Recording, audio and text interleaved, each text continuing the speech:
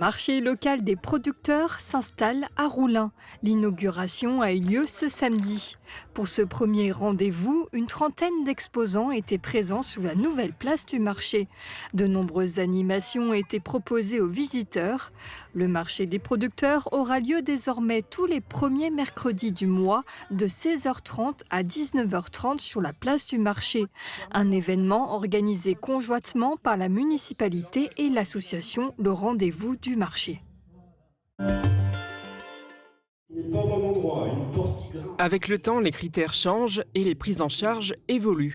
Pour améliorer la qualité des soins et la sécurité, une nouvelle UMD ou unité pour malades difficiles a été inaugurée hier au CHS de Sarreguemines, le centre hospitalier spécialisé.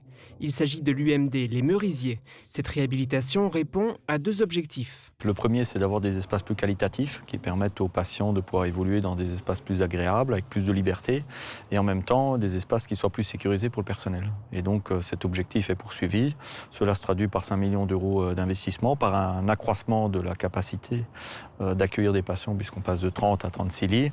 Et puis ce sont quasiment 3000 m² qui ont été réhabilités. Les principaux changements qu'on a pu observer, c'est tout d'abord des chambres individuelles systématiques sur ces nouveaux pavillons, la présence de salles de bain individuelles également. Nous avons travaillé également sur des solutions dites salles d'apaisement qui permettent en fait d'être une solution alternative à l'isolement ou à la contention au sein de nos unités lorsque des patients sont dans des phases un peu complexes de prise en charge.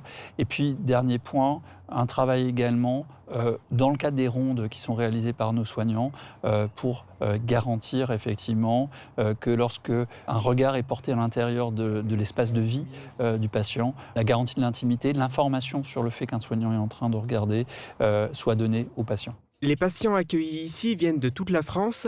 La plupart d'entre eux souffrent de schizophrénie. Du fait de leur état de santé, ils présentent un danger pour eux-mêmes et pour autrui. Leur hospitalisation doit donc se faire en toute sécurité, tout en respectant leurs droits et leurs libertés individuelles. La réhabilitation de cette UMD a été financée par l'État par des fonds publics. Les travaux ont duré 15 mois et ils ont coûté 4,8 millions d'euros. C'est un chantier pluriannuel. On est à la deuxième phase. Il y a une première phase qui a été inaugurée il y a déjà 4 ans de cela, avec une création d'une nouvelle UMD. On est sur la deuxième phase. La troisième phase visera également à terminer cette phase d'humanisation, de suppression de l'intégralité de nos chambres doubles à l'intérieur de l'établissement. Donc on espère pouvoir vous revoir d'ici quelques mois, quelques années avec cette dernière tranche. Ces travaux illustrent l'engagement de l'État auprès du CHS de Sarreguemines et renforcent la place de cet établissement comme première UMD de France. Pouvoir surveiller à l'intérieur d'une chambre.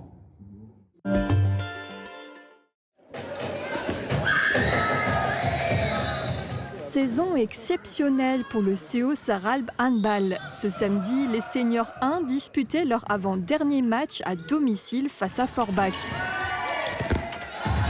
Déjà loin devant avant la pause, les Sarralbigeois ont creusé l'écart en deuxième période.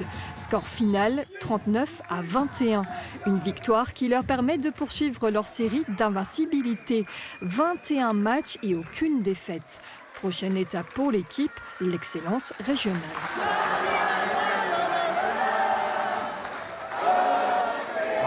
Un truc de fou. Je dois dire, c'était notre objectif principal, la montée en excellence de région. On a eu notre aventure en Coupe de France, mais je veux dire, ce qu'on est en train de réaliser en championnat, j'ai tout simplement pas les mots. Bonne prestation défensive, offensive sur toute la saison. On s'est entraîné, on travaille dur et puis voilà, on s'approche de l'objectif. On aimerait 22 victoires sur 22 matchs. Il reste encore un match, on va aller le faire.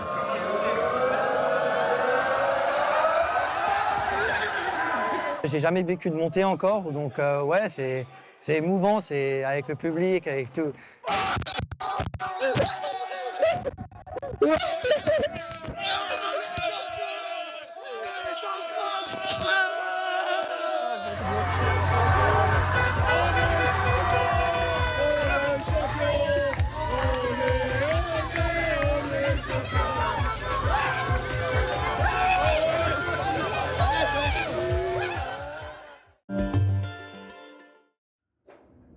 Végétal, animal et minéral, les trois règnes ont pris place au dernier étage du musée de la cristallerie Saint-Louis. L'artiste plasticienne strasbourgeoise Léa Barbazange dévoile 15 œuvres récentes dans une exposition intitulée « Toute la beauté du monde ». Pour certaines créations, l'artiste a tissé des liens avec le milieu de la science en travaillant avec plusieurs scientifiques. L'idée est de gommer la frontière entre les différents règnes au point de les confondre, comme ces vues microscopiques de minéraux qui ressemblent à des végétaux. Ce que j'aime, c'est cette confusion des règnes parce qu'on a tendance à catégoriser, alors qu'en réalité, il y a énormément de symbiose, énormément d'échanges. Il y a une interdépendance entre les différents règnes qui est importante et que j'essaye de révéler à travers dans l'exposition. À travers ses œuvres, Léa Barbazange augmente en taille des détails de chaque règne. Elle utilise aussi plusieurs matières comme la crépine, une membrane faisant partie de l'organisme du cochon, des ailes de mouche, des algues ou encore toute une ligne de mica. Déjà, c'est de créer un petit moment d'attention particulière. On va être attentif à un détail qu'on va pouvoir reconnaître ensuite dans son quotidien. Parce que ce sont que des matériaux assez banals, mais parfois discrets. Il y a aussi autre chose, c'est cette interdépendance justement, et donc du coup, l'importance de prendre soin de son environnement. Cette exposition est réalisée grâce au partenariat entre la fondation d'entreprise Hermès et le musée d'art moderne et contemporain de Strasbourg. L'exposition de Léa Barbazange est le troisième projet entre les deux organismes. Et je pense que l'idée du geste, de la transmission, sont des choses auxquelles les artistes sont attentifs. Et donc c'est pour ça qu'également dans le choix des artistes, il y avait cette volonté de trouver un écho, on va dire, pertinent entre ce qui se passe ici et leur pratique. Le vernissage de cette exposition temporaire a eu lieu le 6 mai et sera visible pour le public jusqu'au 27 septembre. Super Error Bac vous accompagne au quotidien et par tous les temps. Des bouquets colorés et parfumés, des plats frais et gourmands, ça ressemble au printemps. Cafétéria et fleuriste à retrouver à l'entrée de votre magasin. La météo avec U, commerçant autrement. Bonjour tout le monde, c'est une très belle journée qui nous attend pour demain. Le ciel sera bien dégagé après les quelques brumes du matin et le soleil sera bien présent. Côté température, les minimales iront de 4 à 5 degrés et les maximales de 15 à 16 degrés. Demain, nous fêtons les Pascales et il fera jour de 5h44 à 21h11. Passez tous encore une belle journée et un excellent week-end.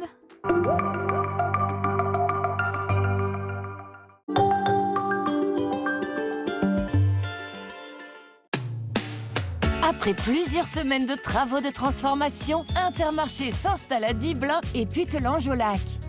Poussez les portes de vos nouveaux magasins et laissez-vous séduire par des rayons généreux. Produits frais chaque jour, viande et charcuterie rigoureusement sélectionnés et un espace fruits et légumes garni de produits de saison choisis avec soin. Intermarché, tous unis contre la vie chère.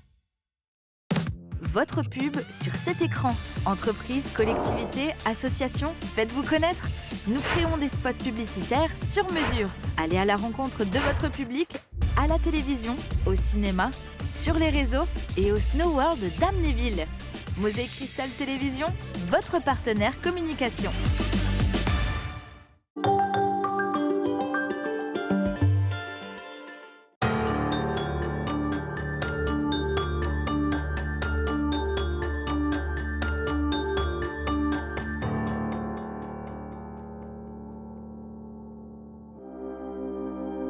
Fin stratège, conquérant, réformateur, usurpateur pour certains, le règne de Napoléon Bonaparte a marqué la France.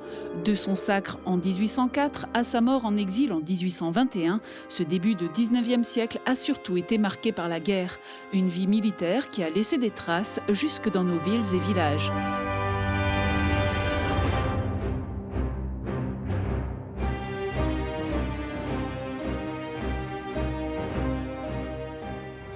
Sarreguemines et Bitche, en ce début du 19e siècle, ne contient qu'entre 2300 et 2600 habitants. Nous sommes ici sur l'emplacement de l'ancien château féodal qui, à l'époque de Napoléon, contenait la gendarmerie et la prison. Le préfet Colchon note une population rurale, très catholique, avec des mœurs très rude et le manque d'instruction. Une population qui acceptera assez facilement finalement la conscription.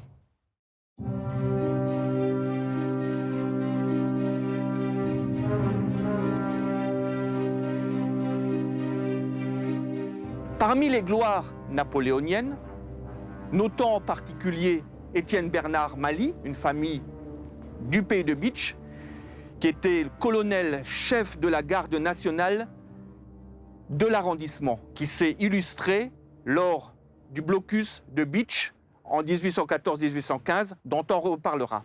Mais aussi des officiers, des généraux tels que Étienne Reisser de Sourthe, Charles-Auguste Kreutzer, dont on voit derrière moi le monument sépulcral de la famille, qui s'est illustré dans la campagne de Russie, en même temps que son beau-frère, le célèbre Charles Gudin, dont le corps a été retrouvé à Smolensk il y a quelques années, et dont la dépouille a été enterrée aux Invalides, en présence du maire de Bitche. Un dernier général connu, le général Eblé, qui lui aussi a participé à la campagne de Russie et qui est originaire de Saint-Jean-Rohrbach. Jean-Baptiste Eblé naît le 21 décembre 1758 à Saint-Jean-Rohrbach. En 1767, âgé de 9 ans, il rejoint son père et devient canonnier dans le régiment d'Auxonne. Son père qui était sergent dans ce régiment. Jean-Baptiste monta rapidement en grade et il devint général de division en 1793. Il a également été nommé grand officier de la Légion d'honneur en 1804 et baron de l'Empire en 1808. En novembre 1812, il se distingue lors de la retraite de Russie en faisant construire 2 ponts sur la rivière bien connue, la Bérésina, ce qui a permis à nombre de soldats de la Grande Armée de traverser la rivière et d'être sauvés. Nommé quelques jours plus tard commandant de l'artillerie de la Grande Armée, Jean-Baptiste Eblé meurt le 31 décembre 1812 à Königsberg, actuellement Kaliningrad, l'enclave qui fait partie de la Russie, entre la Pologne et la Lituanie.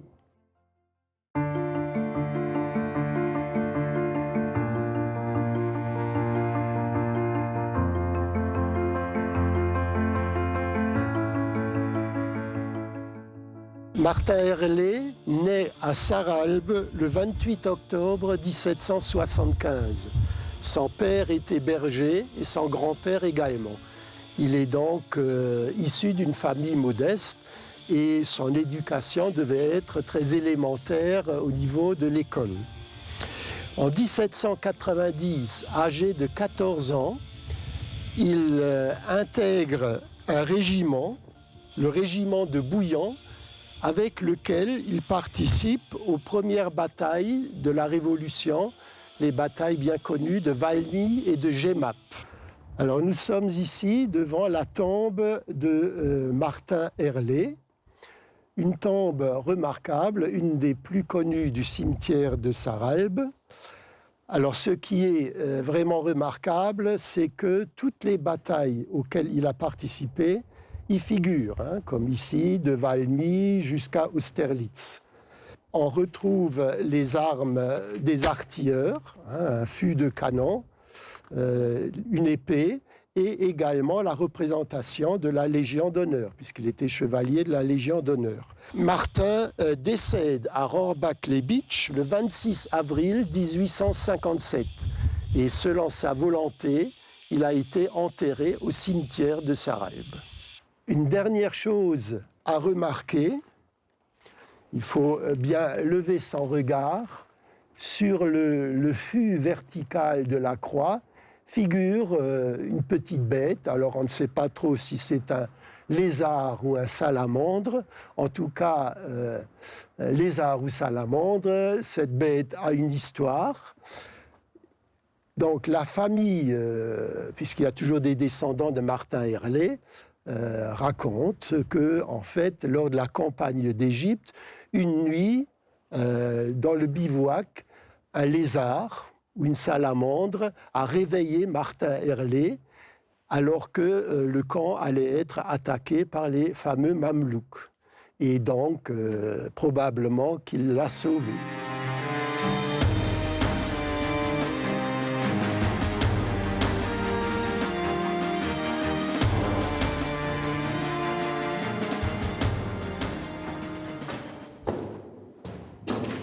Nous sommes ici dans les cachots de l'ancienne prison de la citadelle, dans un bâtiment qui se trouvait plutôt sur la grosse tête de la citadelle, dont il ne reste que cette partie souterraine, puisque la partie supérieure a été détruite en 1870 et n'a pas été reconstruite pour être couverte par un matelas de terre.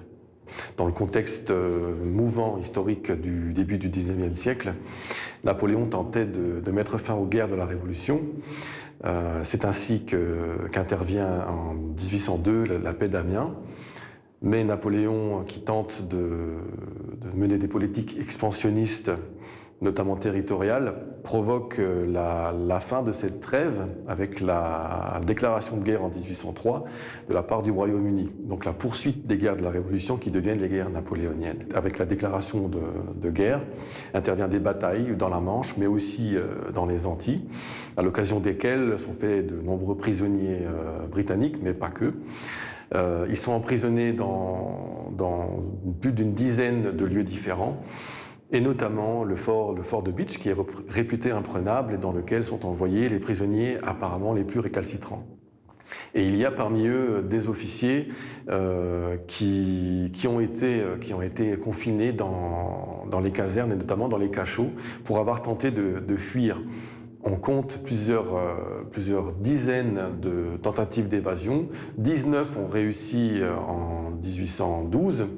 Dans ces cachots de la prison de la Citadelle, on retrouve les noms de 2 officiers qui ont été emprisonnés pour tentative d'évasion en 1813. Il s'agit ici de Henry Lou Orsi. Alors on n'arrive pas exactement à lire les dates. Ici, par contre, on a un autre ici qui est parmi les plus célèbres, qui s'appelait lieutenant Alan Stewart, qui a tenté de s'évader en juin 1812. Ici, c'est écrit précisément. Et ces inscriptions ont réapparu depuis que le crépi à la chaux qui avait été posé sur les murs à la fin du XIXe siècle est tombé.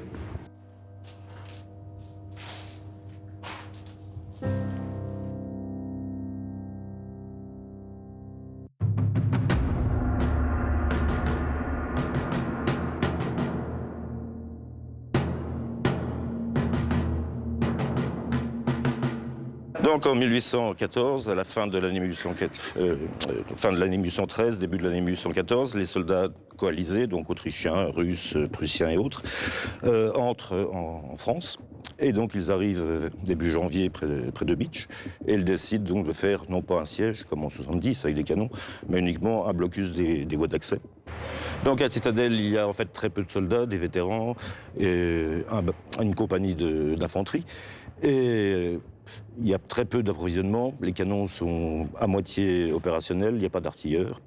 Donc le général qui commande, c'est un vieux général qui avait déjà été mis à la retraite, rappelé, qui s'appelle Neuhaus Maisonneuve, c'est un Allemand d'origine, naturalisé. Et l'élément le plus gênant, c'est un corps franc, donc des soldats irréguliers levés par quelqu'un de Sarreguemines, qui s'appelle le colonel Boutet, très sulfureux, et qui est considéré comme un chef de brigand, en fait, en réalité, puisqu'ils ne sont pas soldés, et ils vivent de rapines, de pillage. Et c'est eux, sont les seuls qui vont faire une action militaire près d'Eschenberg, un échec, puisqu'il y aura 7 morts. Donc, en avril 1814, Neuhaus va reconnaître le roi Louis XVIII, et donc c'est la fin du blocus pour 1814. Ça va recommencer l'année suivante, en 1815. Neuhaus est remplacé par un Bitchois, général Kreutzer. Là, les effectifs sont un peu plus complets, mais surtout de la garde nationale de Moselle, de l'arrondissement de Sarreguemines. Des vétérans, il y a des artilleurs, les approvisionnements sont complets. Et il va donc se passer pas grand-chose. Les Prussiens, puisque ce sont eux qui vont succéder aux Bavarois, s'installent au Freudenberg, en haut de la Rosselle, et attendent que Bitsch tombe tout seul. Ce qui va se passer donc à la fin avril. Le général Kreuzer va reconnaître le roi, Louis XVIII, pour une nouvelle fois. Mais là, Bitsch va encore subir l'occupation. Pendant 3 ans, les Bavarois vont occuper la citadelle, jusqu'en novembre 1818.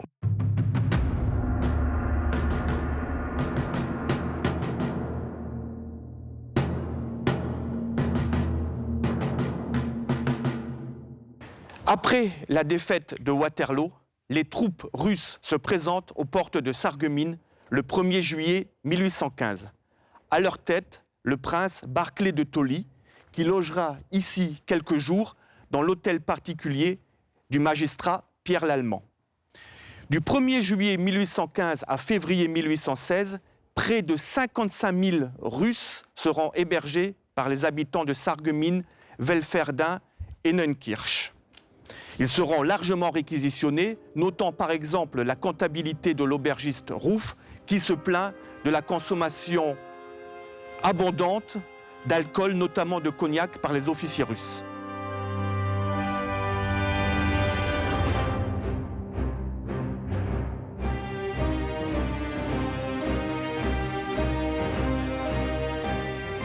Au premier traité de Paris du 30 mai 1814, la France perd un certain nombre de territoires qui avaient été acquis au-delà des frontières de 1792, notamment les frontières qui sont au-delà de la limite du pays de Bitche ici.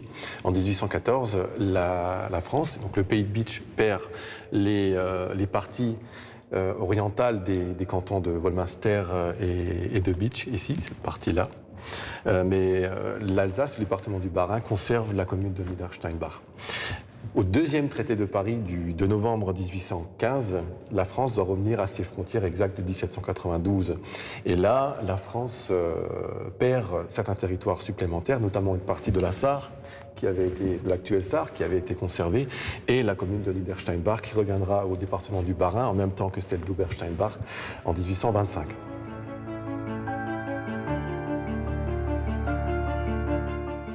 La place forte de Bitche reste française à l'issue du second traité de Paris du 20 novembre 1815, mais en vertu du traité de Paris du 20 novembre 1815, elle doit être occupée par les armées coalisées victorieuses de Napoléon, et notamment les Bavarois, avec qui le pays de Bitche partage une frontière, puisque le Palatinat est devenu bavarois. Et donc, de janvier 1816 jusqu'en novembre 1818, le fort de Bitche est occupé par 1500 Bavarois.